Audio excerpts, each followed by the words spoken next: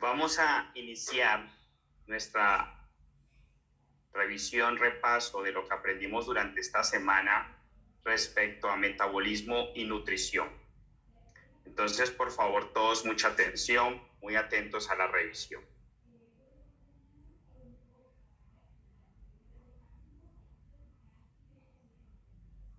Vamos a ver una especie de convergencia de vías para que podamos recordar y ver integradamente todo lo que aprendimos. Entonces recordemos que básicamente el proceso empieza con la glicólisis. La glicólisis básicamente nos va a llevar después a la reacción de colocar el piruvato dentro de la mitocondria. Entonces esa reacción de convertir piruvato básicamente en acetilcoenzima A es importante. Entonces viene la reacción de convertir piruvato hacia acetilcoenzima A. Recuerda que en esa reacción necesitamos la piruvato deshidrogenasa. Después de que hemos logrado colocar ese piruvato dentro de la mitocondria y hemos logrado convertirlo hacia acetilcoenzima A, básicamente la acetilcoenzima A entra en un ciclo. Entonces recuerda que ahí viene el ciclo de Krebs.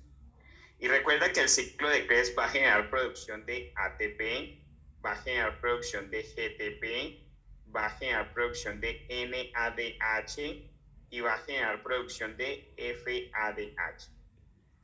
¿Qué sucede? Estos compuestos energéticos NADH y FADH van a generar activación de los complejos 1 y 2 a nivel del espacio de la membrana interna de la mitocondria. Entonces se activa el complejo 1, se activa el complejo 2. ¿Eso qué empieza a generar? A que el complejo 1 y 2 se empiecen a consumir los hidrogeniones y empiecen a expulsarlos hacia el espacio intermembrana. Cuando el espacio intermembrana se empieza a cargar de esos hidrogeniones, empezó la cadena transportadora de electrones. Entonces, básicamente, en este proceso inicia la cadena transportadora de electrones. Entonces, viene y se activa posteriormente el complejo 3, se le pega el hierro, el complejo 4, se le pega el cobre, viene el oxígeno, la citocromo C, se activa la ATP sintetasa, se activa la ADP-ATP translocasa y que genera expulsión de ATP. ¿Exactamente cuántos? 38 ATP. Entonces, básicamente se está generando ese ciclo. Entonces, ahí entendimos el ciclo de la glicólisis. Ahí entendimos el ciclo de Krebs. Ahí entendimos el ciclo de la cadena transportadora de electrones o de los ácidos tricarboxílicos. Entendimos todo el proceso de activación de la piruvato deshidrogenasa. Ahora, ¿qué sucede si estamos generando excesivamente ATP? Estamos generando excesivamente NADH. Se bloquea la piruvato deshidrogenasa. Entonces se empieza a acumular el piruvato. Pero entonces recuerda que el cuerpo tiene que hacer algo con ese piruvato. Entonces tenemos que buscar qué podemos hacer con el piruvato. Entonces recuerda que empezamos a generar los procesos de gluconeogénesis. Entonces ese piruvato lo sacamos de la mitocondria básicamente a través del estado de oxaloacetato y lo volvemos fosfoenol piruvato. Ahora ese fosfoenol piruvato empieza en reversa en todo el proceso de la glucólisis. Entonces, si por aquí estaba básicamente fructosa 6-fosfato, glucosa 6-fosfato, lo empezamos a devolver hasta que lo llevemos nuevamente a la glucosa. Es decir, hacemos reversa de la glucólisis. Entonces, básicamente ese es el proceso de la gluconeogénesis. Entonces por acá tenemos la glucólisis y si nos devolvemos en la glucólisis estamos haciendo gluconeogénesis. Ahora supongamos que ese hígado se cansó, ya está muy lleno de glucagón, no de glucagón, sino de glucosa acumulada en forma de glicógeno. Entonces básicamente tenemos que empezar a buscar en dónde guardamos ese piruvato. Entonces básicamente empieza los procesos de readaptación. Entonces empezamos a buscar en dónde almacenamos cada parte de esa glucosa. Corrijo, básicamente esta gluconeogénesis se está realizando en procesos que se nos acabó el ATP. Ahora cuando necesitamos hacer o básicamente almacenar glucógeno, lo metemos en forma de glicógeno. Entonces, repito, básicamente tenemos exceso de ATP, entonces tenemos que llevarlo a glicógeno. Tenemos deficiencia de ATP, activamos la gluconeogénesis para generar glucosa, básicamente porque no tenemos cómo hacer glucólisis porque no hay glucosa, no hay energía. Entonces, básicamente empezamos a entender esos procesos. Entonces, recuerda, tenemos azúcar, hemos consumido básicamente nuestra dieta, hacemos glucólisis. ¿Qué hacemos? Lo llevamos a piruvato, de piruvato lo transformamos a acetilcoenzima A, nos metemos al ciclo de Krebs y hacemos ATP. Ahora, ¿qué pasa si se nos caen los niveles de ATP? Entonces tenemos que buscar una forma de energía. Básicamente esa forma de energía es llevar al cuerpo a hacer gluconeogénesis. ¿A partir de qué? De piruvato. Entonces corrijo ahí. Había dicho inicialmente de que íbamos a hacer gluconeogénesis por exceso de ATP. No, estamos haciendo gluconeogénesis básicamente porque se nos acabaron las fuentes de energía y no tenemos cómo hacer básicamente la glucólisis porque no hay glucosa disponible. Ahora, si tenemos exceso de ATP, ahora se aplica ese principio, tenemos exceso de ATP, básicamente se bloquea la piruvato deshidrogenasa y el piruvato es llevado a hacer glicógeno. Entonces nos devolvemos en la vía, pero no para buscar hacer nueva glucosa, sino para almacenar ese exceso de glucosa. Importante, ya hay demasiado glicógeno, entonces llevamos la vía a hacer síntesis de ácidos grasos. Entonces básicamente aquí se viene la síntesis de ácidos grasos. Entonces tenemos síntesis de ácidos grasos, gluconeogénesis, glucólisis, ciclo de Krebs, activación de la cadena transportadora de electrones. Ahora supón que nuevamente caen los niveles de ATP, entonces empezamos a hacer gluconeogénesis, pero ya no hay básicamente ese sustrato inmediato que es el glicógeno. Entonces se acaba la gluconeogénesis, se acaba el glicógeno, entonces ahora tenemos que hacer gluconeogénesis a partir de ácidos grasos. Entonces básicamente nos devolvemos para hacer nueva glucosa sacándola del tejido adiposo. Entonces básicamente eso fue lo que aprendimos durante la semana. Ahora entendámoslo nuevamente. Entonces recordemos, ¿qué es la glicólisis? Entonces recordemos que la glicólisis básicamente es tomar glucosa que ha entrado a nuestro cuerpo y llevarla a piruvato. Recuerda que en esos procesos hay dos puntos importantes. El punto de regulación y cómo atrapamos esa glucosa dentro de la célula. ¿Cómo se atrapa? Fosforilándola. ¿En dónde? En el carbono 6. ¿Cómo se vuelve? Glucosa 6-fosfato.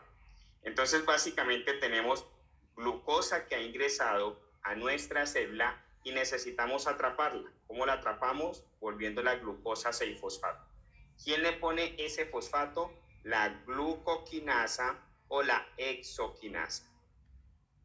La exoquinasa, ¿en dónde trabaja? En los glóbulos rojos, en la célula musculoesquelética. La glucoquinasa, ¿en dónde? En el hígado y en el páncreas.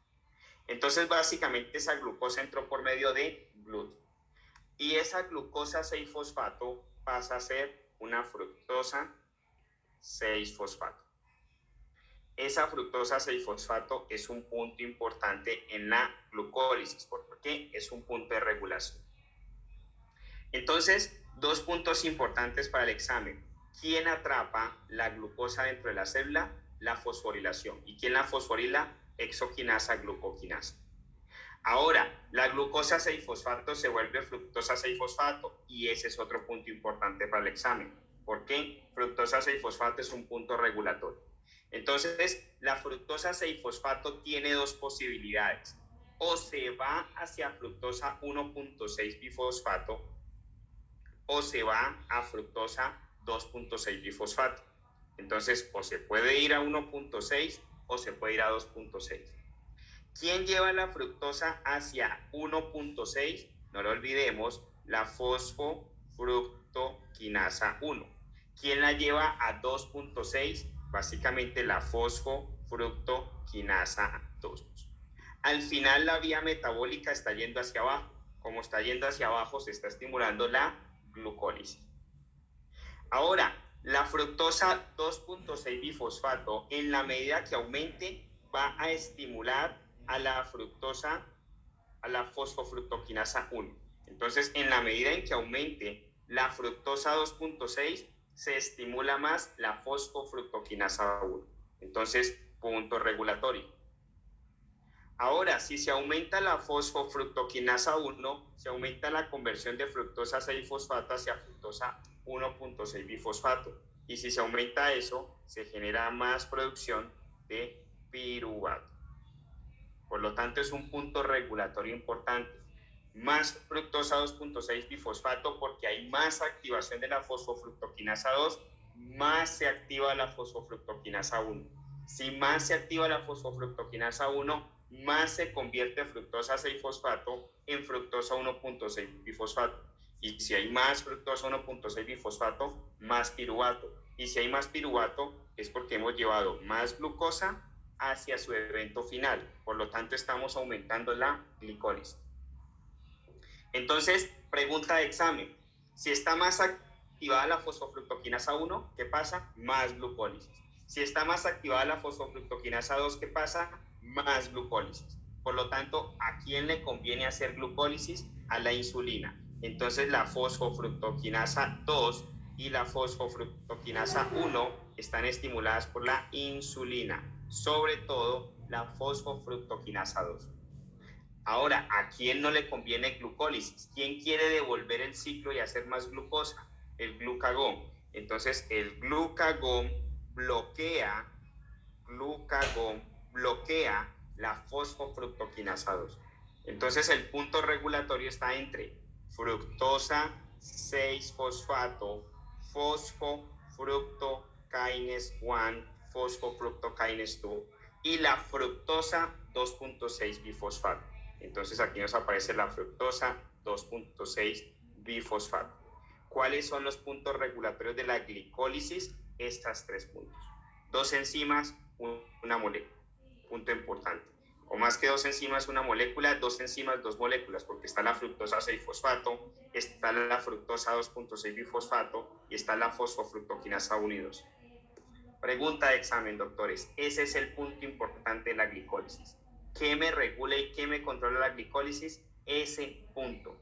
¿Quién me encapsula la azúcar, la glucosa dentro de la célula? Glucoquinasa, hexoquinasa. Punto importante. Cuando llegamos a piruvato, hemos logrado la glicólisis. ¿Y en dónde se está generando esto? En el citoplasma. Pregunta de examen. ¿Dónde se genera la glicólisis? ¿Cuáles son los puntos regulatorios de la glicólisis? ¿Quién me atrapa la glucosa para que no se salga de la célula? ¿Cuál es el punto final de la glicólisis? Entonces, punto final, piruvato, me lo atrapa la glucoquinasa y la hexoquinasa a través de fosforilar el carbono 6 y volverlo glucosa 6-fosfato. ¿Cuál es el punto regulatorio? Fructosa 6-fosfato, fructosa 2.6 bifosfato, fosfofructoquinasa 1, fosfofructoquinasa 2. Importante, pregunta esa. Cuando ya hemos tenido el piruvato, entonces pasemos a la continuidad. Recuerda, hemos hecho la glicólisis, es decir, hemos llevado la glucosa hacia piruvato. Ahora ese piruvato tiene que atravesar la mitocondria.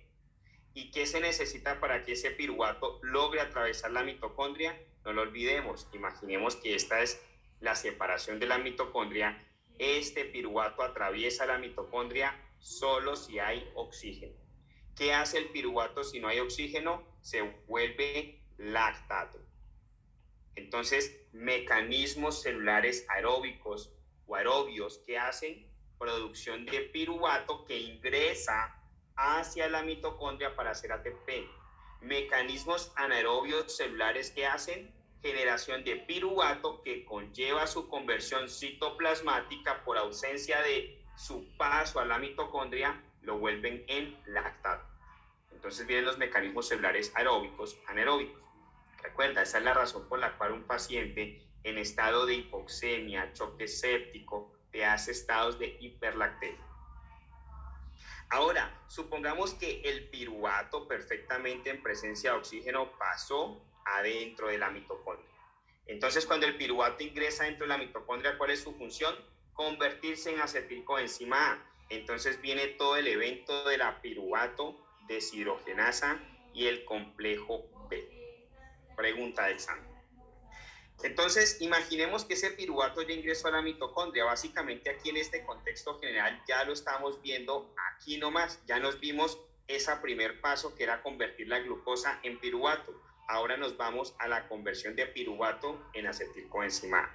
Recuerda que nuestra molécula importante y principal es la acetilcoenzima A. En realidad no es ni siquiera la glucosa. Entonces ahora necesitamos tomar el piruvato que ya ingresó a la mitocondria y necesitamos llevarlo hacia acetilcoenzima A. ¿Cómo logramos llevar ese piruvato hacia acetilcoenzima A? Tiene que haber dos situaciones importantes. Primero, tiene que estar presente la piruvato deshidrogenasa. Y segundo, tiene que estar el complejo vitamínico B. Entonces, la primera vitamina B que ingresa en ese proceso es la B5. Entonces, la B5, que es ¿qué? Ácido pantoténico, le da al piruvato coenzima A. Y esa coenzima A se le pega al piruvato, se le adhiere gracias a la vitamina B1, que es la tiamina. Entonces ya tenemos dos vitaminas importantes en la reacción de la piruvato deshidrogenasa, B5, B1. B5 le proporciona la coenzima A. B1 permite que la coenzima A se una al piruvato. Cuando la coenzima A se le une al piruvato, el piruvato bota CO2. Inmediatamente el piruvato bota CO2, queda como acetilcoenzima A. Pero resulta que en esa reacción hay algo adicional. Se carga la reacción de energía. Entonces básicamente se toma NAD y se expulsa básicamente como NADH porque se cargó de energía. Recuerda, los compuestos sin H son de baja energía. Los compuestos con H son de alta energía. ¿De dónde vino ese NAD? Vino de la vitamina B3, que es la niacina. ¿De dónde se tomó ese H para que el NAD se cargara y se volviera NADH? Vino del FADH. Entonces lo que hace el FADH es donar su H, entregárselo al NAD para que se vuelva NADH y se vuelve FAD. ¿De dónde viene el FADH? De la riboflavina. Entonces están interactuando ácido pantoténico, que es B5, tiamina, que es B1, niacina, que es B3, riboflavina, que es B2. ¿Para qué? Para llevar el piruvato a acetilcolina. ¿Y para qué nos importa tomar el piruvato y llevarlo a acetilcolina? Porque la acetilcolina es la que puede ingresar al ciclo de Krebs. Y si no ingresamos la acetilcolina al ciclo de Krebs, no vamos a producir energía. Entonces toma importancia. Entonces, recuerda, mira, a pesar de que lo estamos viendo como eventos separados, piensa que todo esto es una integración completa. Hicimos primero la glucólisis, conversión de glucosa a piruvato. Después tomamos ese piruvato y lo metimos ¿dónde? En la mitocondria. Ahora convertimos este piruvato en acetilcoenzima A. ¿Para qué? Para poderlo meter al ciclo de Krebs. Entonces se vienen todos los eventos del ciclo de Krebs. Ahora, toma bastante importancia. ¿Qué situaciones pueden bloquearme esta enzima que básicamente me está catalizando esta reacción? Entonces vienen factores que me bloquean la enzima o me estimulan la enzima. Recuerda, todo tiene que estar perfectamente regulado. Entonces, si yo empiezo a producir exceso de energía, exceso de ATP y no tengo quien me diga, no hagas más ATP, hay demasiado ATP, generaríamos un problema en nuestro cuerpo. Pero si no tenemos algo que le diga, necesitamos más ATP, mueve más esa producción de ATP, también moriríamos, tendríamos problemas. Entonces, el cuerpo regula, dice, hay mucho ATP, bloqueemos todo el ciclo un poco más arriba para que no se genere ATP. Tenemos deficiencia de ATP, estimulemos el ciclo un poco más arriba para que se genere ATP. Entonces vienen factores que bloquean la piruvato deshidrogenasa. Si yo tengo actividad de la piruvato deshidrogenasa, ¿qué genero? Conversión de piruvato hacia acetilcoenzima A. Y si tengo acetilcoenzima A, ciclo de Krebs. Y si tengo ciclo de Krebs, generación de ATP. Pero si tengo exceso de ATP, entonces el ATP le dice a la piruvato deshidrogenasa, bloqueate. Entonces los excesos de compuestos energéticos bloquean la piruvato deshidrogenasa. ¿Cuáles son esos compuestos energéticos? ATP, NADH, FADH y el GTP. Pero sobre todo, la piruvato deshidrogenasa se ve bloqueada por el ATP y por el NADH. Ahora, al final, el compuesto final de la parte de descomposición, o más que descomposición, de transformación del piruvato, es la acetilcoenzima A dentro de la mitocondria. Por lo tanto, la acetilcoenzima A también le puede decir, frente a excesos de energía, bloqueate. Entonces podemos concluir que la piruvato deshidrogenasa está bloqueada por procesos de alta energía, por producciones de alta energía. Ahora, si es un paciente que está en ayunas, es un paciente que no come desde hace días, es un paciente que está perdido en el desierto, que le ha tocado insolarse, que ha perdido calorías por el sol, se está deshidratando, está perdiendo peso, está perdiendo agua corporal, es un paciente que necesita energía para poder subsistir. Y no le estamos proporcionando esa energía en forma de glucosa. Entonces, básicamente, se exagera la estimulación en la piruvato deshidrogenasa para que se produzca acetilcoenzima A y se pueda producir ATP.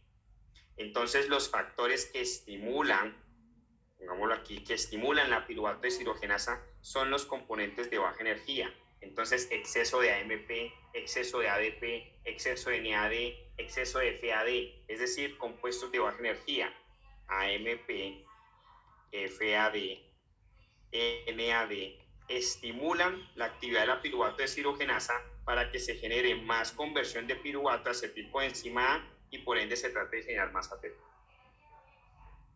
Ahora, ¿qué pasa si tenemos deficiencia de algún tipo del complejo de la vitamina D? Sobre todo el más hablado dentro del examen, deficiencia de B1. Entonces se genera deficiencia en la producción de ATP porque no se activa la piruvato deshidrogenasa, no se convierte piruvato a acetilcoenzima A, por lo tanto no se entra al ciclo de Krebs, no hay producción de ATP.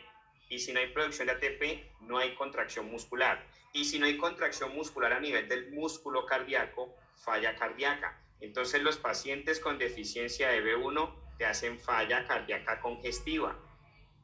¿Y cómo le llamamos a eso? El beriberi húmedo, el wet beriberi. Entonces, ¿por qué el paciente te hace beriberi húmedo? Básicamente, el paciente no puede controlar, no puede contraer su musculatura, entonces le tiembla, lo que llamamos beriberi. ¿Y por qué húmedo? El corazón pierde la fuerza de contracción por falta de ATP, entonces se edematiza el ventrículo izquierdo y eso genera un edema interno en los ventrículos que genera una falla cardíaca congestiva y por eso le decimos húmedo. Importante. Además de eso, empieza a generar alteraciones neurológicas, que lo llamamos el Wernicke-Korsakoff. Entonces el paciente te puede hacer un espectro reversible, la parte de la ataxia, el nistagmo y la encefalopatía, pero si empieza a tornarse con confabulaciones, coma y pérdida de memoria, que es más el espectro Korsakoff, eso se vuelve más irreversible.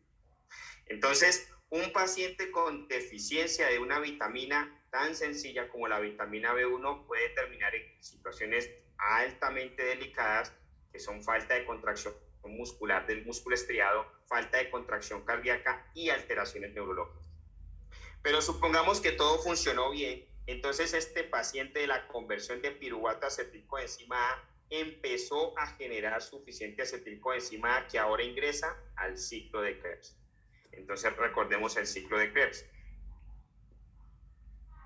Recuerda, a pesar de que estamos viendo todo por separado, vimos glucólisis, después de la glucólisis la actividad de la piruvato deshidrogenasa y ahora el ciclo de Krebs. Recuerda que todos al final están integrados, todo está pasando al mismo tiempo, todo está sucediendo al unísono, todo está sucediendo como paralelamente.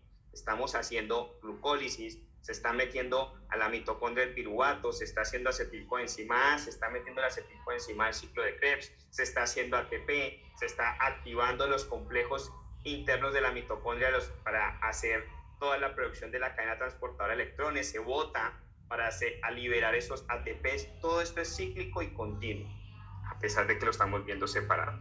Entonces entendimos glucólisis, después entendimos la actividad de la piruvato deshidrogenasa y la actividad del complejo vitamínico B, y ahora entendimos que se generó básicamente acetilcoenzima A. Entonces esa acetilcoenzima A ingresa al ciclo de Krebs. ¿Y qué hace la acetilcoenzima A? Va a estimular la reacción para que se convierta oxaloacetato hacia citrato. Ese citrato básicamente se va a convertir hacia isocitrato. El isocitrato se vuelve alfa-ketoglutarato. El alfa-ketoglutarato se vuelve succinilcoenzima A. La succinilcoenzima A se vuelve succinato. El succinato se vuelve fumarato. El fumarato se vuelve malato. Y el malato toma nuevamente el ciclo hacia oxaloacetato, esperando a que sea estimulado por la acetilcoenzima A. Si no llega acetilcoenzima A, no se estimula la primera reacción, que es conversión de oxaloacetato hacia citrato. Por lo tanto, es necesario consumir glucosa, es necesario tener glucosa en nuestro cuerpo para que se generen estas activaciones. Y recuerda, en este ciclo son súper importantes las enzimas tipo deshidrogenasa. Entonces tenemos 4 deshidrogenasas. Tenemos la isocitrato deshidrogenasa, que convierte isocitrato a alfa-ketoglutarato. Entonces, isocitrato deshidrogenasa. Tenemos la alfa-ketoglutarato deshidrogenasa, que convierte alfa-ketoglutarato en succinilcoenzima A. Entonces nos aparece la alfa-ketoglutarato deshidrogenasa. Tenemos la succinato deshidrogenasa, que convierte succinato en fumarato. Entonces aquí nos aparece la succinato deshidrogenasa.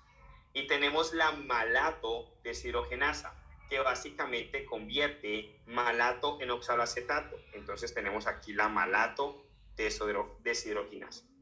Recuerda que las que tienen como nombre infarto agudo de miocardio, es decir, infarto agudo de alfa miocardio, son reacciones en donde se da producción de NADH. Entonces básicamente aquí se genera NADH, aquí se genera NADH y acá se genera NADH. ¿A partir de qué? De NAD. Se toma NAD, se carga y se genera NADH. Y recuerda, los AHs son compuestos energéticos, entonces ahí se está generando energía. En la conversión de oxaloacetato a citrato, allí se generó energía, entonces aquí hubo más carga energética. En la conversión de succinilcoenzima a succinato, ahí se generó GTP, entonces ahí hubo generación de energía. Y en la conversión de succinato a fumarato por medio de la succinato deshidrogenasa, ahí se genera FADH. Y como también tiene H, también está cargado de energía. Entonces recuerda, si viéramos eso como desde un punto de vista anatómico, imagínate que esta es la célula. A la célula le estimularon los GLUT, la insulina, y permitió el ingreso de glucosa.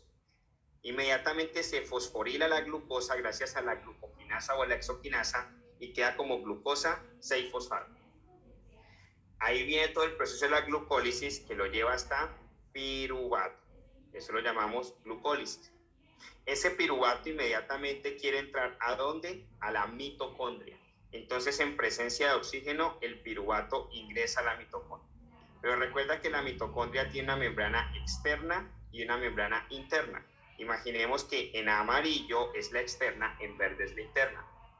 Entonces se genera algo que denominamos el espacio intermembrana. Básicamente este espacio de aquí es el espacio intermembrana. En ese espacio intermembrana el piruvato se vuelve acetilcoenzima A.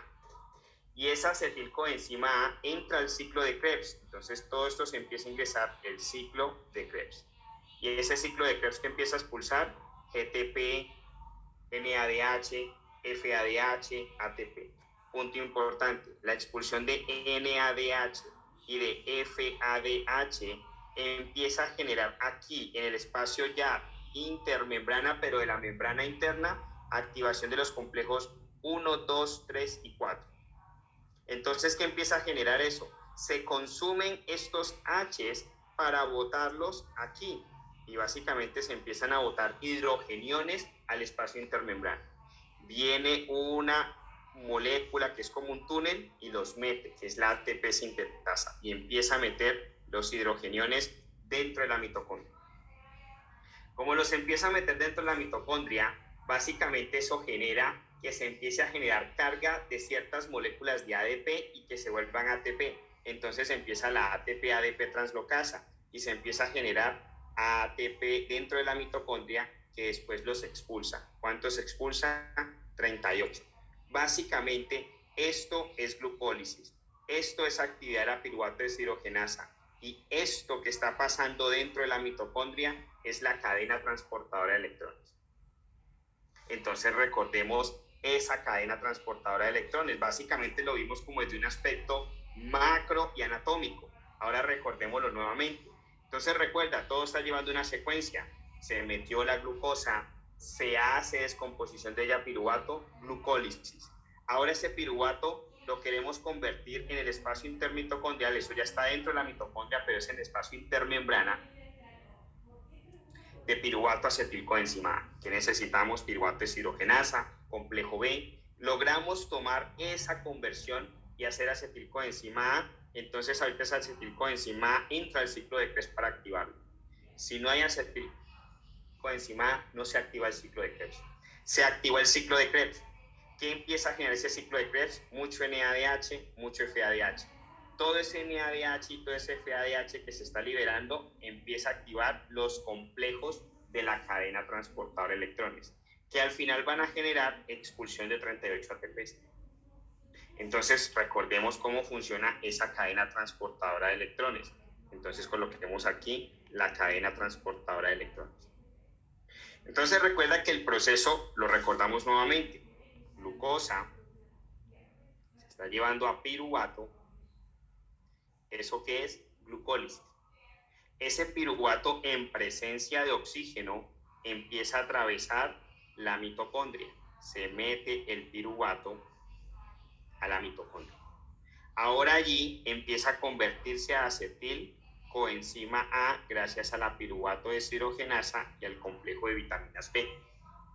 Entonces nos aparece algo importante. Esto es la membrana externa de la mitocondria.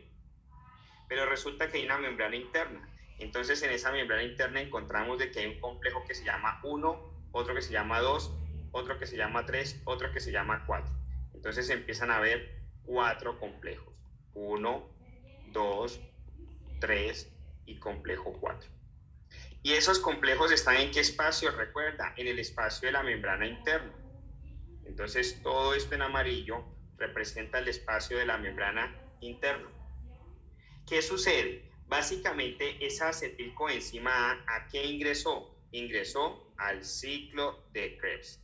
¿Y el ciclo de Krebs qué empieza a producir? Básicamente liberación de altas cantidades de NADH y FADH, que eso lo acabamos básicamente de ver aquí en el ciclo de Krebs, que se está generando altas descargas de NADH, altas descargas de FADH.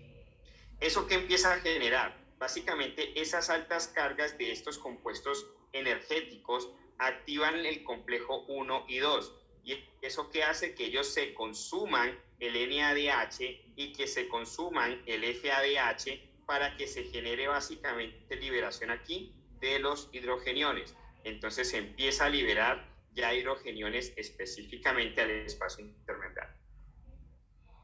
Esa liberación de hidrogeniones activa el complejo 3 y 4. Entonces el complejo 3 se le pega hierro, al complejo 4 se le pega cobre, también se pega el citocromo C y también se les pega moléculas de oxígeno. Eso permite que se active un túnel. Ese túnel, ¿qué es lo que hace? Empieza a tomar estos hidrogeniones y los mete dentro de la membrana, dentro de la mitocondria. ¿Qué vimos aquí? Empiezan a entrar esos hidrogeniones a la mitocondria. ¿Por qué? Básicamente porque se activó todo el complejo. Ahora esos hidrogeniones al final son carga energética. Recuerda que un NAD solo está sin carga energética, pero si se le pega un hidrogenión se carga energéticamente. Entonces esos hidrogeniones tienen carga energética.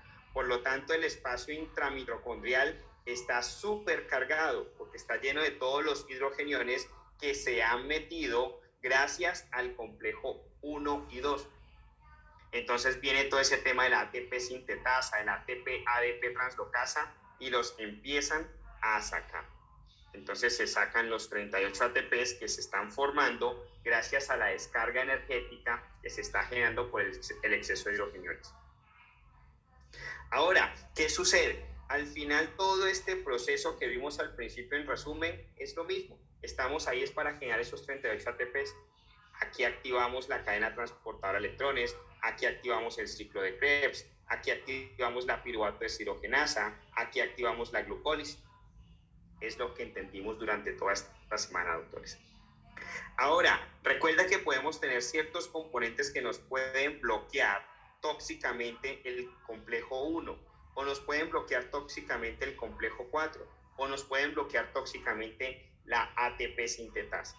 ¿Quién bloquea el complejo 1? No lo olvidemos, barbitúricos y no más que fármacos, o son también fármacos, pero los podemos llamar más organofosforados, pesticidas. Entonces son los organofosforados. Un ejemplo de ellos es el rotenol. También podemos bloquear el complejo 4 a través del monóxido de carbono, o también lo podemos bloquear con el cianuro, o la ATP sintetasa con la oligomicina. ¿Qué pasa si bloqueamos la cadena transportadora de electrones, ya sea con barbitúricos, ya sea con rotenone, con pesticidas organofosforados, con oligomicina, con monóxido, con cianuro? Paramos la producción de ATP. ¿Y qué pasa si paramos la producción de estos 38 ATP? No hay contracción muscular, no hay contracción cardíaca, no hay funcionamiento neurológico, no hay funcionamiento celular porque no hay ATP y generamos la muerte. Entonces ahí entendimos ese metabolismo. Entendimos que consumimos un alimento, en esto terminamos. Ahora, ¿qué pasa? Básicamente, si un paciente no se le está suministrando glucosa, no hay glucosa que entregarle. Y como no hay glucosa que entregarle, hay necesidad de glucosa. ¿Para qué? Para poder hacer el metabolismo y la generación de ATP. Entonces vienen los procesos de la gluconeogénesis. ¿Qué es la gluconeogénesis? Básicamente la misma glicólisis, pero ahora irnos en reversa. En vez de bajar a glucosa, glucosa 6-fosfato, glucosa 6-fosfato, fructosa 6-fosfato, nos devolvemos. Fructosa 6-fosfato, glucosa 6-fosfato y de ahí a glucosa. Entonces la gluconeogénesis es devolverse en la glucólisis. Entonces recordemos la gluconeogénesis. Entonces recuerda, normalmente de glucosa estábamos tomando hacia glucosa 6-fosfato. Eso es glucólisis. Después a fructosa 6-fosfato. Eso es glucólisis. Después podemos irnos a fructosa 1.6. De allí una molécula que se hace importante aquí en la gluconeogénesis, fosfenolpiruvato. Y por último terminábamos en piruvato. ¿Quién estimula la conversión de glucosa a glucosa 6-fosfato? Glucoquinasa. ¿Quién estimula la conversión de fructosa 6-fosfato a fructosa 1.6?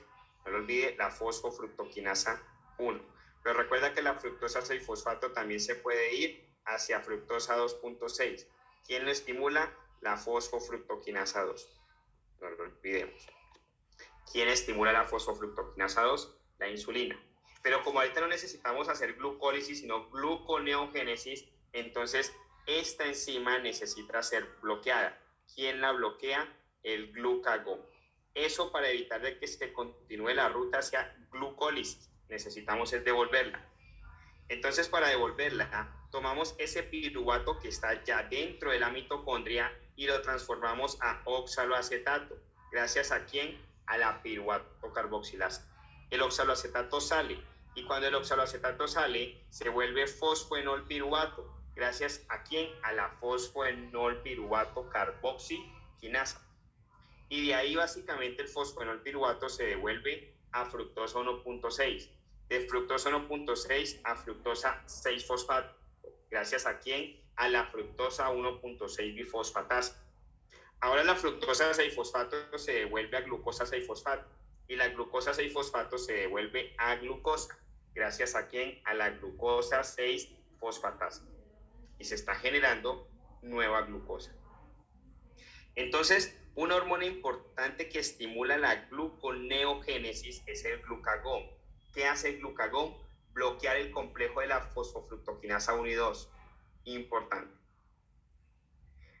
Ahora, ¿cuándo hacemos gluconeogénesis? Cuando no tenemos suficientes estados de energía proporcionados a través de la alimentación. Entonces, ¿qué nos estimula la gluconeogénesis? Los bajos niveles de glucosa, los bajos niveles de insulina, y eso que genera altos niveles de glucagón. Entonces podemos decir que los altos niveles de glucagón estimulan la gluconeogénesis, que los bajos niveles de insulina y de glucosa estimulan la gluconeogénesis. Importantísimo. Es necesario tener súper claro eso porque eso es pregunta de examen.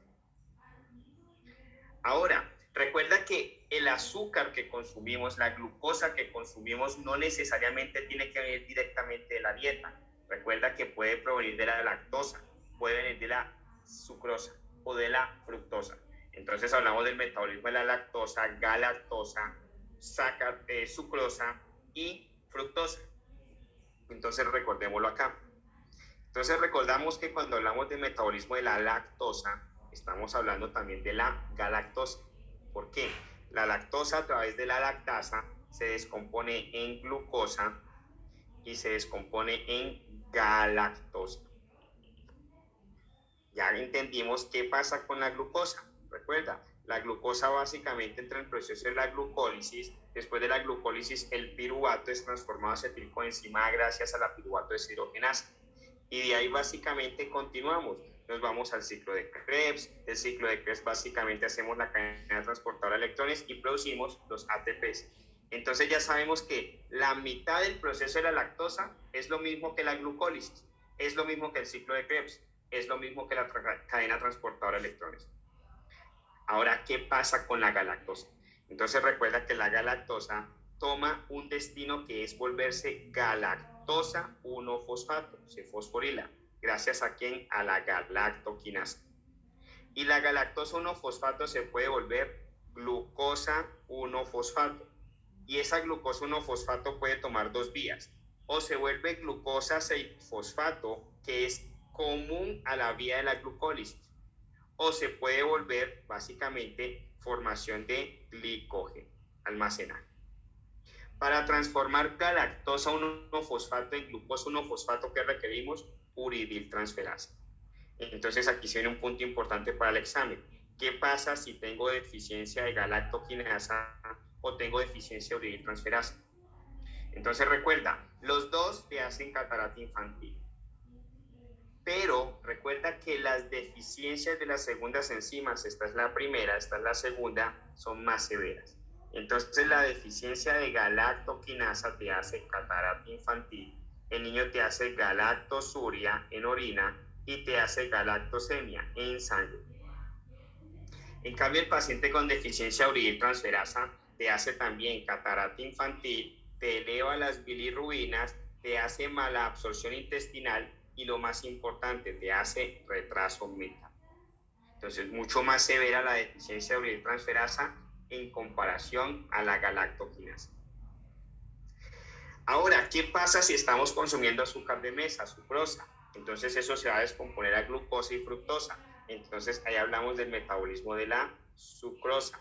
Entonces básicamente si estamos hablando del metabolismo de la sucrosa, estamos hablando nuevamente de glucosa y estamos hablando en este caso ya de fructosa.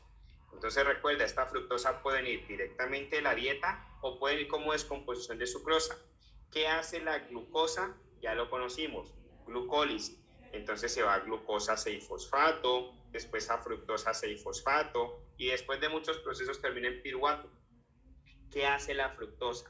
Recuerda que la fructosa se fosforila también, fructosa 1-fosfato, gracias a quién, a la fructoquinasa. ¿Quién coloca esos grupos fosfatos? Las quinasas. Esa fructosa 1-fosfato se puede ir ahora a fructosa 6-fosfato. Y recuerda, fructosa 6-fosfato es un elemento común de la glicólisis.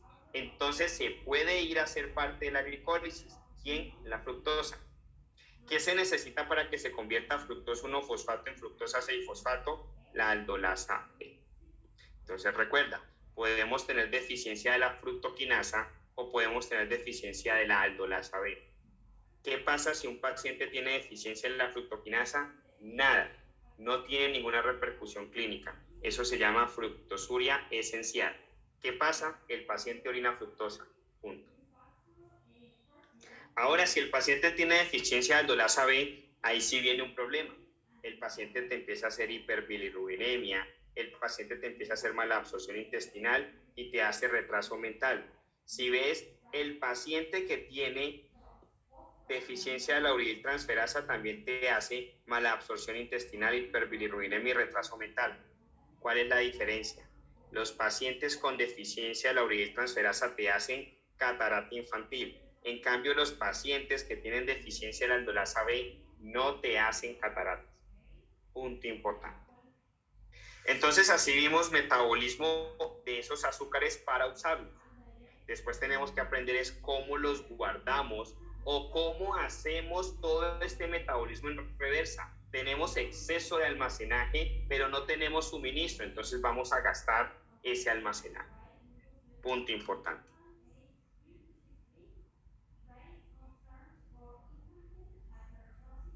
Vamos a recordar ahora el tema de la síntesis de glicógeno. Recuerda, cuando tenemos exceso de energía, exceso de acumulación de ATP, tenemos que guardar esa glucosa de alguna forma. Entonces la podemos almacenar en el hígado en forma de glicógeno. Entonces básicamente vamos a tomar ciertos componentes para llevar esa glucosa hasta glicógeno. Entonces en ese momento en que estamos llevándonos básicamente la glucosa a descomponerla o a transformarla en piruvato, se empieza a bloquear esas reacciones y empiezan a decir no más piruvato, porque hay tanto piruvato, hay tanta energía que tenemos que guardar esto. Entonces se activan básicamente los mecanismos de síntesis de glicógeno o glucógeno. Entonces en este caso, la glucosa que normalmente se estaba yendo hacia glucosa 6-fosfato y después se iba a fructosa 6-fosfato, se bloquea esa vía y se decide desviar a formarse glucosa 1-fosfato. Y recuerda que la glucosa 1-fosfato es una vía común básicamente de la galactosa. Recuerda que la galactosa se produce hacia galactosa 1-fosfato, esto es glucosa 1-fosfato, y esa glucosa 1-fosfato se puede ir a glucosa 6-fosfato si quiere entrar en la glucólisis, o si quiere entrar en la síntesis de glicógeno, se queda en glucosa 1-fosfato. Ahora esa glucosa 1-fosfato básicamente lo que hace es volverse glucosa UDP, y esta glucosa UDP empieza a sintetizar glicógeno. Ahora, ¿qué sucede? Básicamente, tiene que haber alguna enzima que empiece a estimular la generación de ese glicógeno. Entonces nos aparece una enzima importante en la transformación de glucosa UDP hacia glicógeno, que es la glicógeno sintetasa y además la ramificadora, que es la branch. Entonces, básicamente, ¿cómo pasa eso? Recuerda, se empiezan a unir moléculas de glucosa. Esas moléculas de glucosa empiezan a crecer de una forma lineal en forma de cadena. ¿Quién está haciendo eso? La glicógeno sintetasa. ¿En qué punto? En el punto que tenemos la glucosa UDP. Pero recuerda que si sigue creciendo se va a formar una cadena inmensamente larga, difícil de manejar. Entonces, básicamente, viene una enzima que se llama la debranching, que es la desramificadora. Empieza a cortar en los enlaces 1,4. Entonces corta y básicamente esta cadena que estaba aquí, ahora viene la branching, que es la ramificadora, y la empieza a pegar en alguna parte adicional. Entonces empiezan a generar un crecimiento de 2 cadenas alternas y eso genera más eficiencia en el almacenaje. Ahora supongamos que tenemos una cadena larga y ya ramificada de glicógeno. Supongamos que esto es una cadena ramificada de glicógeno. ¿Qué quiere decir eso? Aquí hay un enlace, aquí hay otro enlace, por acá tenemos otro enlace, acá tenemos una cadena alterna y por acá otra cadena alterna. Ya tenemos la molécula del glicógeno almacenada. Recuerda, inicialmente para sintetizar ese glicógeno utilizamos la de branching para cortar y pegar una cadena corta alterna. básicamente esto es una cadena corta alterna y tenga más crecimiento la cadena. Tenga ya no solamente una, sino 2, 3, 4 cadenas para crecer. Y eso genera eficiencia. Ahora la de branching, aquí actúa diferente. Aquí la de branching básicamente quiere empezar a cortar los puntos en donde se está generando el crecimiento para utilizarlo. Entonces recuerda, una situación muy distinta es sintetizar glicógeno y digámoslo coloquialmente, una palabra inventada, desintetizar colágeno. Entonces queremos ahora desintetizar colágeno. Es decir, en una queremos agrandar la cadena y en otra en vez de agrandarla queremos empezar a quitar. En esta agrandamos y en esta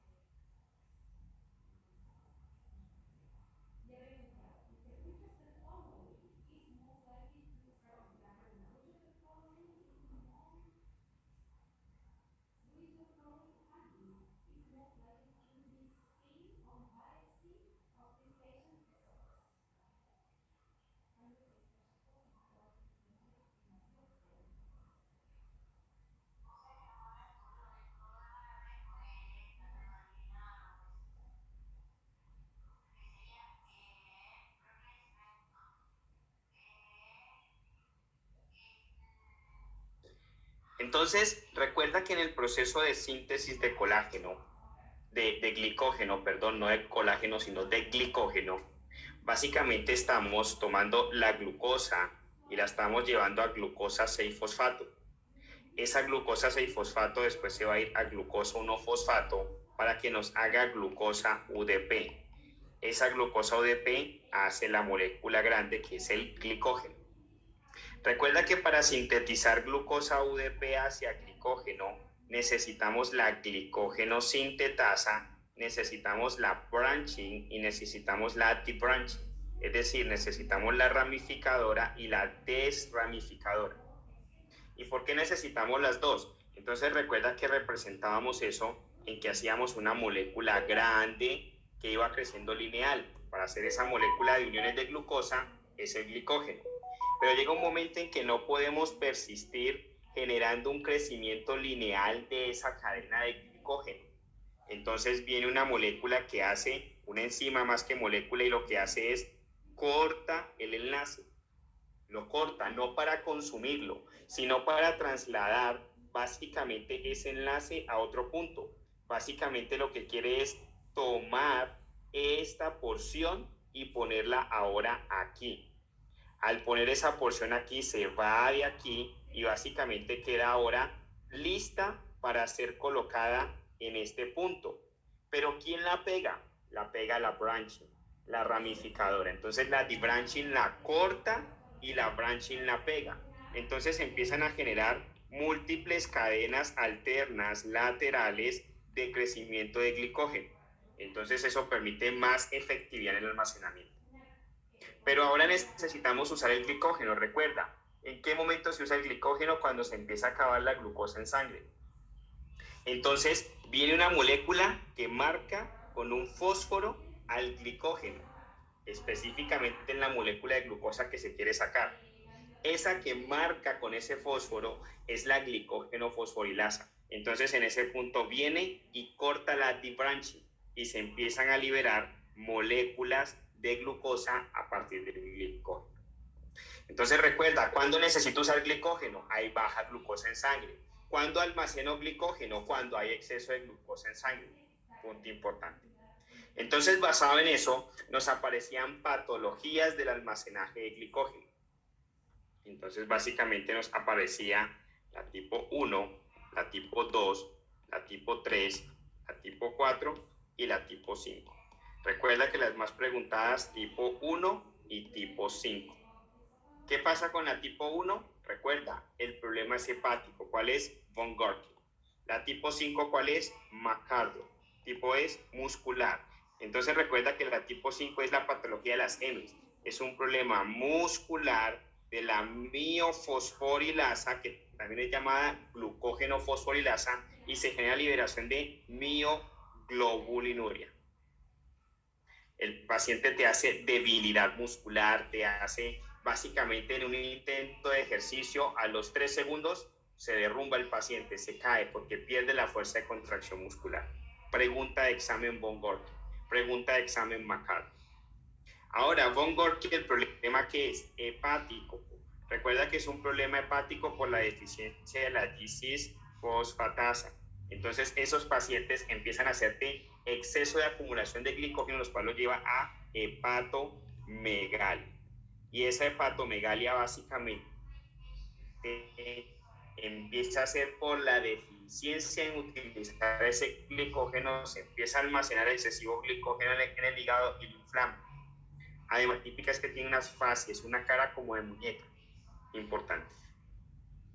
Recuerda que POMP, enfermedad de Pompe, es una bomba. ¿Cuál es nuestra bomba? El corazón. ¿Cuántas cámaras tiene el corazón? Tiene 4. Por lo tanto, es deficiencia de la 1.4 cámaras glicosidasa. Y como afecta a las 4 cámaras, hacen alteraciones cardíacas, sean cardiopatías restrictivas o sean cardiopatías dilatadas. Ahora, Cori, básicamente la enfermedad de Cori, que es la tipo 3, es una afectación de la enzima debranching. Y la tipo 4, que es la enfermedad de Anderson, es una alteración de la enzima branching. Entonces, si el paciente no puede ramificar, pues básicamente no puede utilizar el glicógeno, se altera el almacenaje de glicógeno. Si el paciente no puede ramificar, no lo puede almacenar adecuadamente, entonces se altera el almacenaje de glicógeno. Importante. Entonces ahí recordamos, también en caso de que necesitemos usar glicógeno para descomponerlo, ¿cómo lo hacemos? Y en caso de que necesitemos guardarlo, ¿cómo lo almacenamos? Ahora, recordemos que normalmente lo que estamos haciendo es de la glucosa, básicamente nos estamos yendo a hacer glucólisis. Entonces estamos llevando a la glucólisis como piruvato. Eso como se llama glucólisis. Ahora, ese piruvato lo metemos a la mitocondria y en la mitocondria hacemos piruvato hacia acetilcoenzima A. Punto importante, enzima preguntada, piruvato deshidrogenasa. Ahora esa acetilcoenzima A permite activar el ciclo de Krebs. Entonces se activa el ciclo de Krebs. ¿Qué libera el ciclo de Krebs? Altos compuestos energéticos, ATP, GTP, NADH y FADH. Sobre todo los compuestos que tienen H activan la cadena transportadora de electrones. Entonces se activa la cadena transportadora de electrones y se liberan 38 ATP. Pero ¿qué sucede? Esto está sucediendo, digamos, en un organismo equilibrado. Necesita producir ATP, consume glucosa, pero está equilibrado. Su consumo de glucosa no es excesivo, por lo tanto, tiene regulación en la producción de ATP.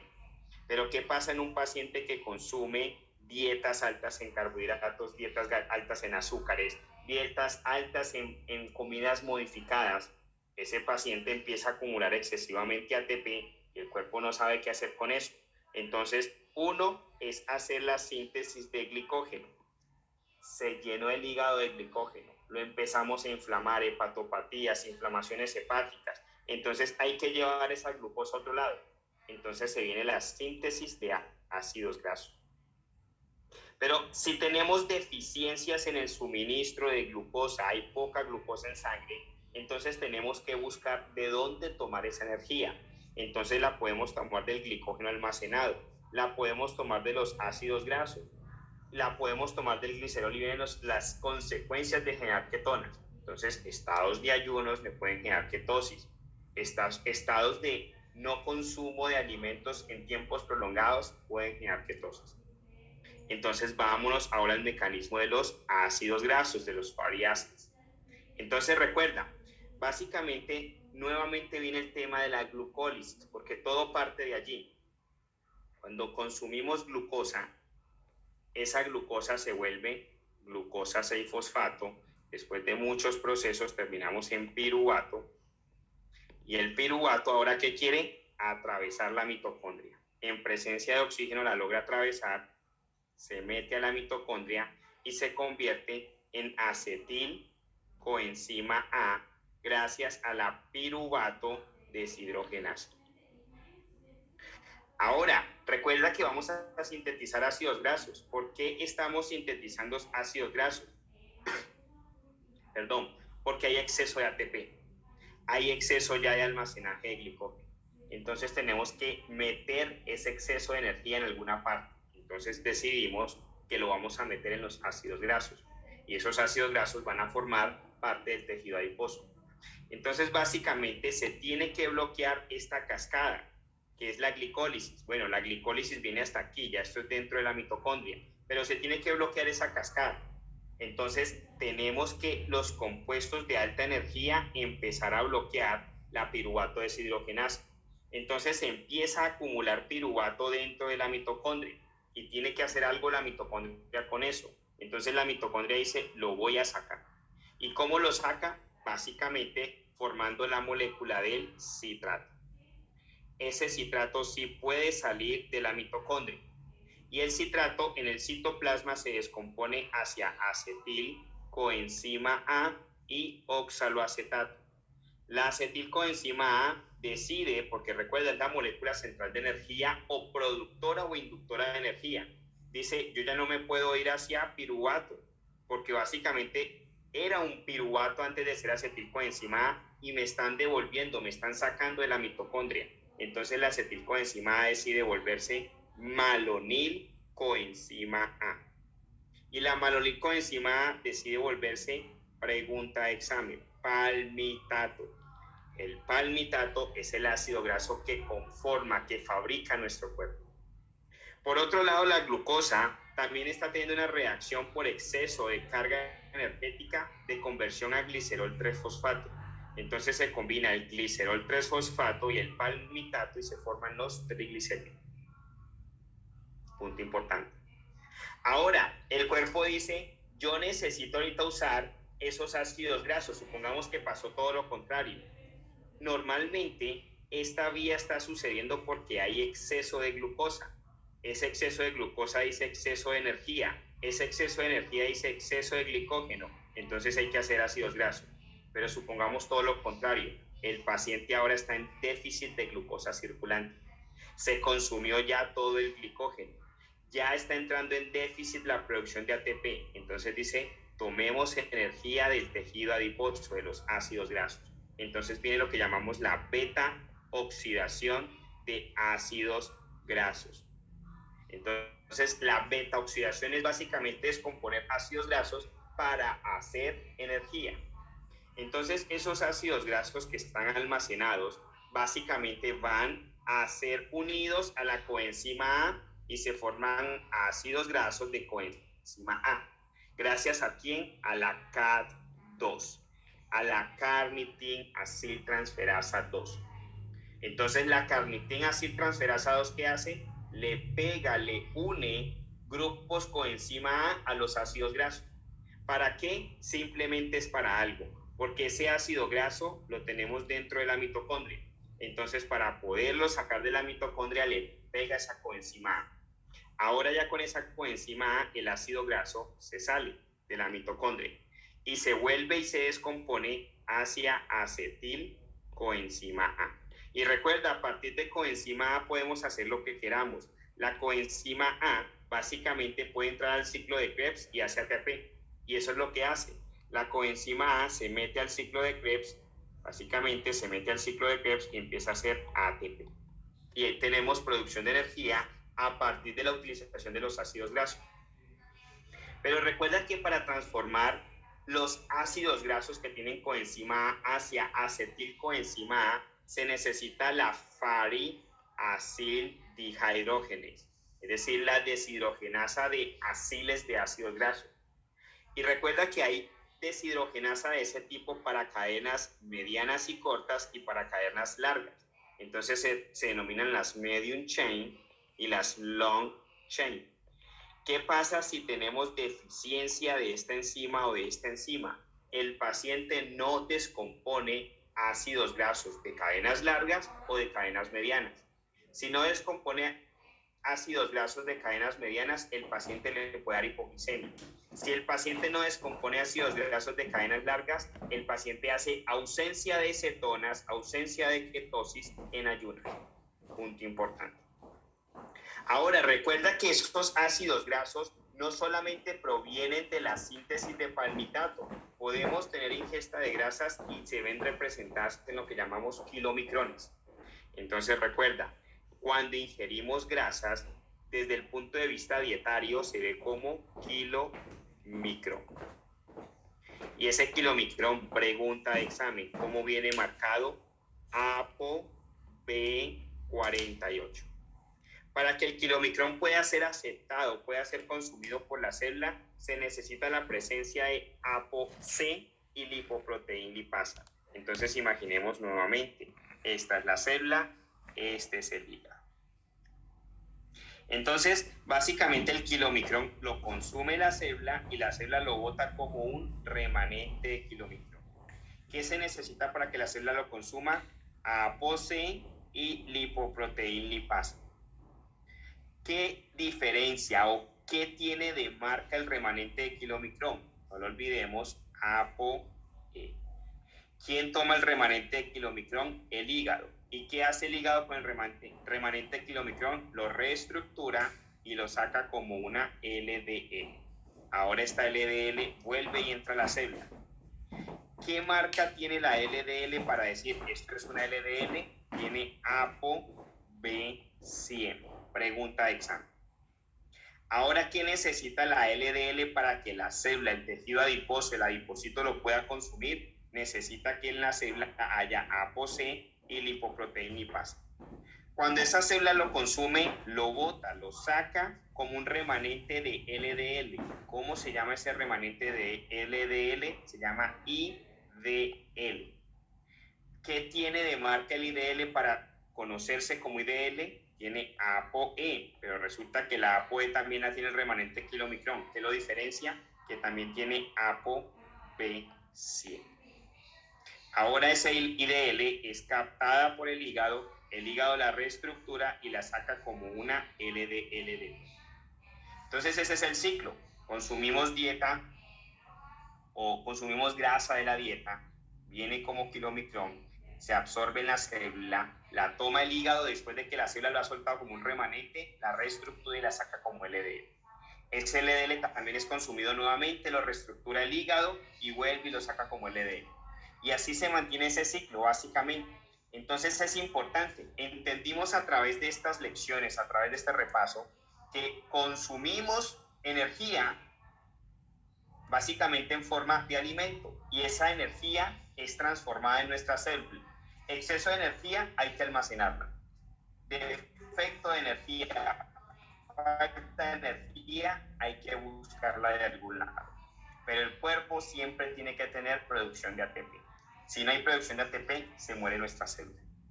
Ahora, otro de los componentes importantes dentro de nuestro metabolismo son las proteínas. Entonces, tenemos que sintetizar proteínas, pero la proteína con la cual nacimos de elastina no es la misma que tenemos ahora. Es una proteína de elastina diferente, que cambió, que se adaptó mejor, que probablemente se volvió un poco más fuerte, que tiene más tejido. No es la misma cantidad de tejido de un bebé de 6 meses a la cantidad de tejido de nosotros con 30, 35, 37 años. Entonces, esas proteínas tienen que estar cambiando, hay que sintetizarlas, pero hay que estarlas cambiando. Y como hay que estarlas cambiando, las que ya estaban sintetizadas, hay que básicamente reciclarlas, destruirlas o hacer algo con ellas. Entonces, recuerda que la síntesis de proteínas se fundamenta en todo ese tema de bioquímica. ¿Cómo hacemos el tema del ADN? ¿Cómo sacamos ese RNA mensajero?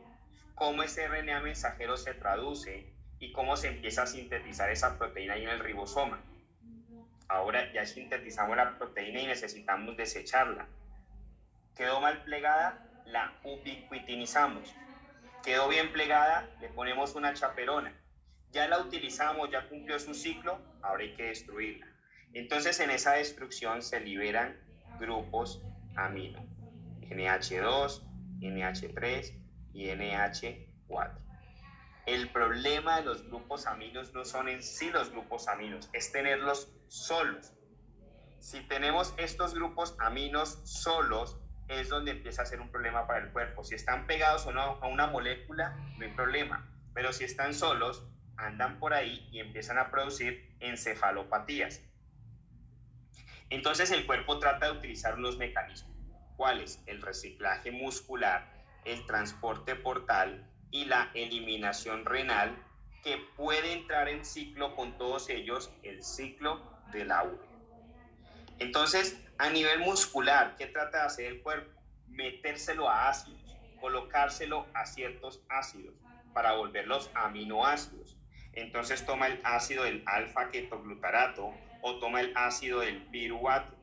Si tú le pegas un grupo amino al alfa-ketoglutarato, este se vuelve glutamato. Si tú le pegas un grupo amino al piruvato, este se vuelve alanina.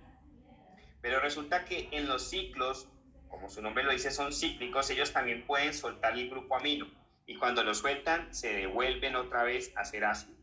Entonces, una técnica o una forma de controlar el metabolismo de proteínas cuando son destruidas es controlar el metabolismo de los compuestos nitrogenados. ¿Y cómo lo puede hacer? Que el músculo, a través del alfa-ketoglutarato y el piruvato, tome esos grupos aminos y haga glutamato o alanina y construya más fibra muscular a base de aminoácido. Pero ¿qué pasa si el músculo dice, ya tengo mucho aminoácido, no quiero convertir glutamato, no quiero convertir alanina? Entonces esos grupos aminos los toma el transporte portal. Y el transporte portal trata de hacerle un ciclo entre glutamato y glutamina, pero también se puede generar liberación continua de grupos aminos. Entonces pueden ciertos grupos aminos ser tomados por la eliminación renal para que se boten directamente en la orina, pero otros grupos aminos tienen que entrar al ciclo de la urea. Entonces básicamente es un reciclaje. Tratemos de buscar quién quiere aceptar, quién quiere tomar las moléculas de nitrógeno, quién quiere tomar los compuestos aminos. Al final, el que se quiere encargar de eso casi siempre es el ciclo de la urea. Entonces el ciclo de la urea empieza a tomar grupos nitrogenados y se le empiezan a unir varios compuestos. Se le une el ATP, se le une el bicarbonato y se le une el fosfato. Y cuando se le unen todos esos compuestos, básicamente se genera carbamoil fosfato. Recuerda, el principio de esto es que siempre cada compuesto tiene compuestos nitrogenados dentro de su estructura. Simplemente es que lo está tomando y se lo suelta a otro. ¿Para qué? Para entrar en ese ciclo, supongamos que este es el ciclo de la urea, y cada que pasa, cada que hay una vuelta, saca un compuesto nitrogenado en forma de urea. Y otra vuelta, saca otro compuesto nitrogenado en forma de urea. Y otra vuelta, saca otro compuesto nitrogenado en forma de urea. Y así poco a poco lo va eliminando. Por eso tiene que ser un ciclo. Da una vuelta, seguimos, otra vuelta, seguimos, y así continuamente hasta que logra sacar todos esos compuestos nitrogenados. Entonces, básicamente, el carbamoil fosfato tiene compuesto nitrogenado. ¿Qué es el carbamoil fosfato? Unión de NH3 más ATP más CO3 más PO3. Importante. Ahora, al carbamoil fosfato se le une la ornitina y le pasa ahora el compuesto nitrogenado a la citrulina. Ahora la citrulina se sale de la mitocondria y básicamente se une con el aspartato y forman argininosuccinato. Ese argininosuccinato sigue con compuesto nitrogenado. Ahora el argininosuccinato bota algo que se llama el fumarato y básicamente queda como arginina. Esa arginina tiene compuesto nitrogenado. Pero la arginina en ese momento decide botar un compuesto nitrogenado. Cuando lo bota, para aceptar esa eliminación del compuesto nitrogenado, lo que hace es intercambia, dame agua y yo te doy el compuesto nitrogenado. Entonces saca el compuesto nitrogenado como urea y lo que hace es aceptar agua. Y cuando acepta agua, se vuelve otra vez ornitina. Ahora nuevamente la ornitina busca el carbamoil fosfato para integrarse con el grupo que tiene nitrogenado y volverse citrulina. Y sigue así. Y cada ciclo está botando una molécula de un compuesto nitrogenado en forma de urea. ¿Y esa urea qué se hace? Al riñón para ser eliminada. Entonces, el ciclo de la urea es un ciclo, suena un poco redundante, pero es un ciclo cíclico, que está hecho para estar botando en cada ciclo una molécula de compuesto nitrogenado, que es NH2, en forma de urea. Ahora, ¿qué pasa si yo paro el ciclo de la urea? Pues empiezo a no botar compuestos nitrogenados. Y si yo no boto compuestos nitrogenados, ¿qué pasa? Se me empiezan a acumular los compuestos nitrogenados. ¿Y eso qué genera? Encefalopatías. Ese compuesto nitrogenado empieza a ser tóxico para las neuronas. Entonces, ¿qué sucede? Hay dos deficiencias importantes en el ciclo de la urea. Son las que tenemos que tener claras. La conversión, básicamente, o la unión de NH3 con ATP, bicarbonato y fosfato para formar carbamoil fosfato. Ahí se necesita la carbamoil fosfato sintetasa 1, CPS1. Yo sé que la han visto, que la han mencionado. Entonces suena un poco complejo. ¿Eso de dónde sale? ¿Por qué eso pasa? Ya entendimos. Entendimos que formamos proteínas, destruimos proteínas. Formamos proteínas, destruimos proteínas. Y en esa destrucción queda un problema, los compuestos nitrogenados. ¿Qué hacemos con eso? Le decimos primero al músculo, oiga, señor músculo, por favor, construye un poquito más de fibra. Ok, a través del alfa-ketoglutarato y el piruvato lo hacemos. Glutamato o alanina. El músculo dice no más, ok, a la circulación portal. La circulación portal dice no más, ok, al riñón, directo. El riñón dice no, mejor para la urea. Entonces empieza la urea a sacarlo en forma, el ciclo de la urea en forma de urea.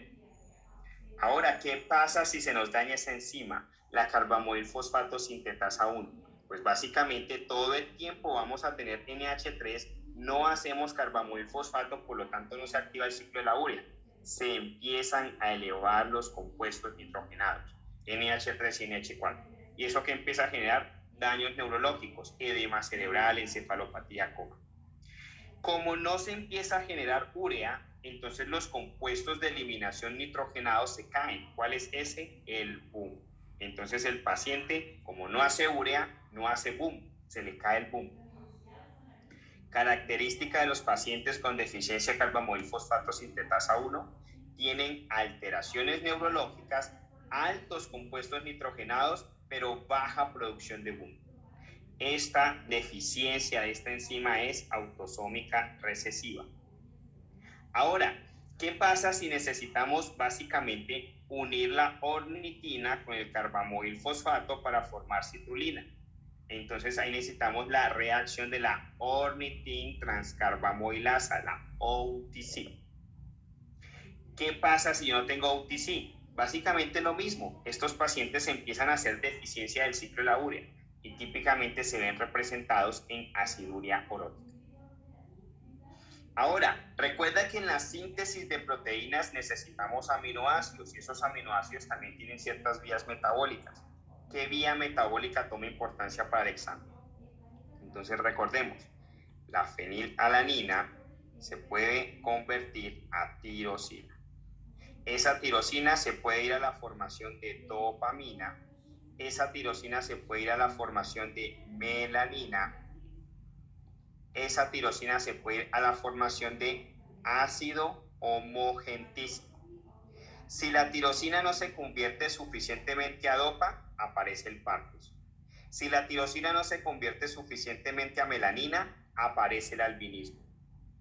Si no tenemos conversión de fenilalanina a tirosina, se elevan los niveles de fenilalanina, se cae la tirosina. Pregunta de examen, la tirosina no es un aminoácido esencial, pero si no tenemos conversión de fenilalanina a tirosina, la tirosina se vuelve un aminoácido esencial. ¿Y quién se encarga de convertir la fenilalanina a tirosina? La fenilalanina hidroxilasa. Entonces, tenemos deficiencia de la fenilalanina hidroxilasa, se empieza a acumular fenilalanina, se cae tirosina y esta fenilalanina se vuelve tóxica para el cerebro y hace que el paciente tenga, sobre todo si son niños pequeños, alteraciones neurológicas. ¿Por qué? Por acumulación de fenilalanina.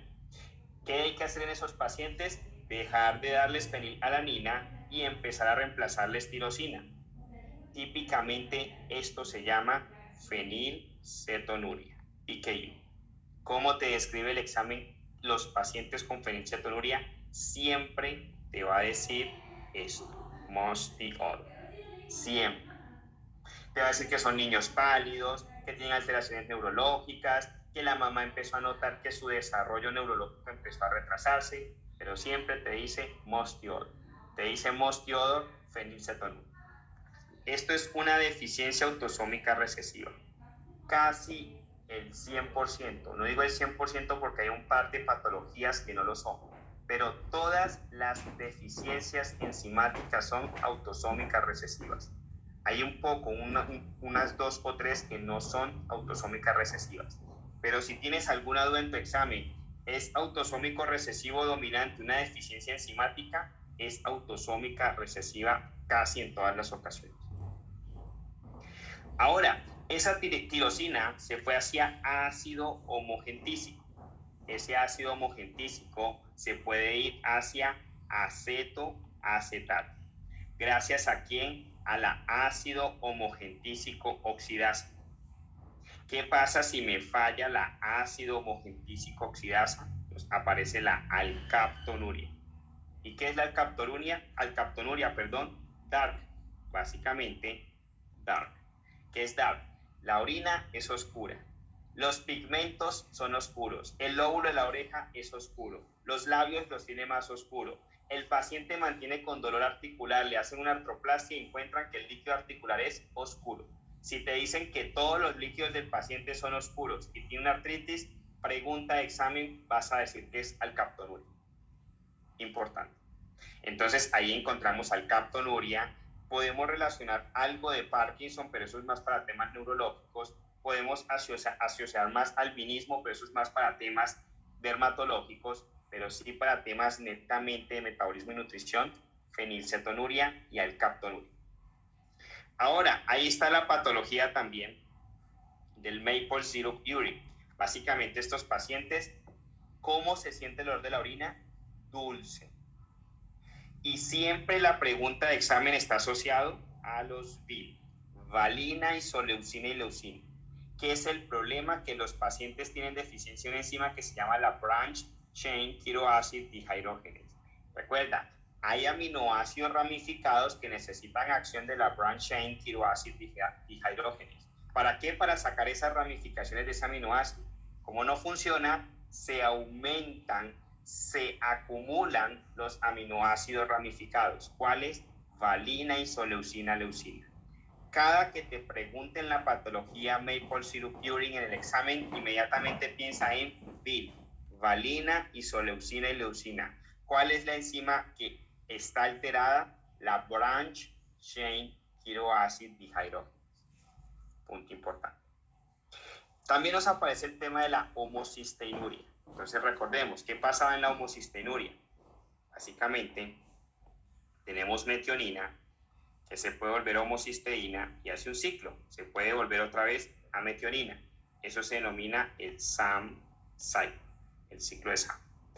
Ahora, esa homocisteína se puede volver cistatión. ¿Gracias a quién? A la cistatión sintasa. Si tenemos deficiencia de la cistatión sintasa, que se genera homocisteinuria. Entonces coloquémoslo aquí, homocisteinuria. ¿Qué hace el paciente con homocisteinuria? 2 características típicas. Se infarta y tiene características marfanoides. Entonces es un paciente básicamente largo, con extremidades largas, que sufre infartos. Pero esos infartos también pueden ser de tipo venoso. Entonces te puede hacer enfermedad arterial o trombosis venosa profunda. Pregunta de examen. Homocisteinuria, marfanoide, infartos y problemas con la cistatión sintasa. Importantísimo. De esta forma, doctores, hemos terminado el repaso de lo que hemos aprendido esta semana respecto a metabolismo y nutrición.